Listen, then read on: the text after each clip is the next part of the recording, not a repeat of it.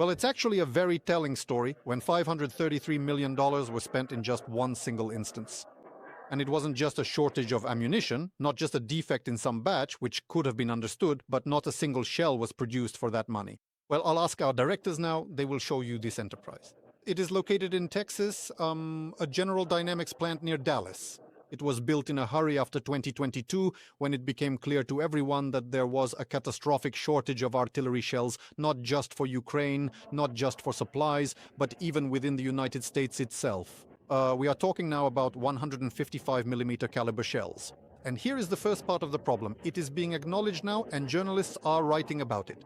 To speed up production here in Congress, where we are broadcasting live from, they decided to loosen the safeguards. That is, usually there were tenders and inspections. This time, the army handed out contracts without competitive bidding and bet on new, almost untested Turkish equipment. A technology that had never been used to manufacture 155mm caliber shells at all. Well, and it was, a blind bet just to get it done faster. And a journalistic investigation has now revealed, without exaggeration, shocking facts. When investigative journalists spoke with former employees of this enterprise, they said that there was complete chaos, that the robotic arms which were supposed to take, you might see these setups on the screen right now, which were supposed to take steel heated to almost 1,000 degrees, were regularly catching fire. They couldn't withstand the temperature. When some robotic machines were simply smashing neighboring equipment, when others were dropping multi-ton work pieces onto the floor, when the main machine tool broke down. Well, in other words, there were huge problems. And what's more, journalists discovered that right at the moment when this facility was being ceremoniously opened in the presence of the press and the United States Secretary of the Army, you might see this image now, it turned out that during the grand ceremony, howitzers were brought into the hall, the factory's products were brought into the hall, those very shells. But it turned out that the shells for the presentation had been delivered from another location. Moreover, one of the workers picked up a shell and was surprised to discover that it wasn't real. In other words, it was a plastic model. And this situation, it affects, I'll tell you, it's not just about America. It directly affected and continues to affect the Ukrainian front.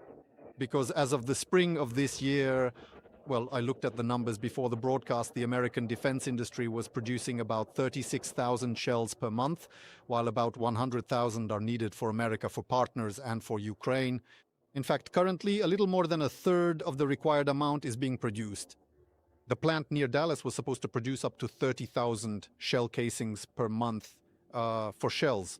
So in this way, it was actually supposed to cover this shortage, was supposed to plug this gap.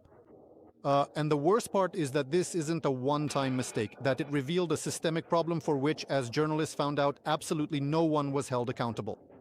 Here I must tell you that the company that took this on is not some small startup. It's a huge arms monster, a massive defense conglomerate, one of the largest in the world. It builds nuclear submarines, it produces Abrams and Stryker vehicles. It is one of the Pentagon's largest contractors for IT and cybersecurity. Well, I mean, pay attention. In this list, shells are not the main thing at all. They realize that there is quick money to be made. They realize that this money could be recouped. And unfortunately, they took on artillery on the wave of demand and failed. What's interesting is that based on the results of 2025, I also pulled up the figures because there are no figures for 2026 yet. The revenue of this arms monster was, how much would you think? $52.5 billion. But because of the Texas failure, the company which earns $52 billion didn't even pay back the investments they had already received. And worst of all, they didn't return a single cent. And since the plant was shut down, the company has received new defense orders, and the Turkish supplier, the very same one whose equipment disrupted production, simply changed its name and, under that new name, received yet another contract. Well, I see here a contract for $435 million already for the construction of another plant, a plant for the production of explosives. Therefore, there is talk now. Before the broadcast, I spoke with a former Deputy Secretary of Defense who was responsible for arms production issues, that this situation very clearly shows both America, the military, and the defense industry that holding on to these red lines they drew for themselves, that certain weapons and armaments can only be manufactured in the United States, is no longer tenable, and that in the case of Ukraine, they need to grant licenses for both the production of ammunition and the production of missiles for Patriot systems. I will say briefly here that the situation is currently such that the Pentagon does not know for security reasons whether it can transfer the license or whether it can agree to transfer the license for the production of third-generation PAC-3 missiles, which are very much needed by Ukraine. They are afraid that there will be a leak of secret technologies to Russia. However, well, at the very least, just like Germany, Ukraine could receive a license for the production of second-generation PAC-2 missiles or joint production. And the American defense machine is currently leaning towards this formula. Well, that is to say, this scandal and such scandals in general show that the rules need to be changed. Why do they still need to be changed? Because Russia's partners are getting drawn even more into this war. Well, for example, the DPRK. When Zelensky now states that Russia has received a new batch of ballistic missiles from North Korea and Moscow is preparing to deploy an additional contingent of North Korean military personnel, tens of thousands of soldiers, on its territory.